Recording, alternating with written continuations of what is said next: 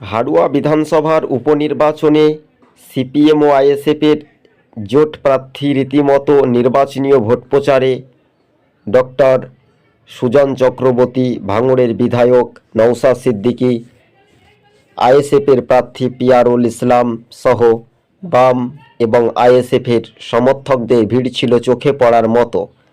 রাজ্য রাজনীতিতেই ব্যাপক উদ্দীপনায় ব্যাপক রীতিমতো ঢল আমরা দেখতে পাচ্ছি। হাড়ুয়া বিধানসভায় এবার সিপিএম সমর্থিত আইএসএফের প্রার্থী পিয়ারুল ইসলাম বিপুল ভোটে জয়যুক্ত হবে, শুধু সময়ের অপেক্ষা। আপনারা দেখছেন 26 টিভি। আমাদের ইউটিউব চ্যানেলটি ভালো লাগলে সাবস্ক্রাইব করে সঙ্গে থাকুন।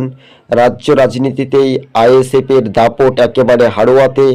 তরুণ আইনজীবী প্রার্থী করেছে এবার দল হিসেবেই বাম জোট আইএসএফ প্রার্থী পিয়ারুল ইসলামের বিপুল বাজিমাত।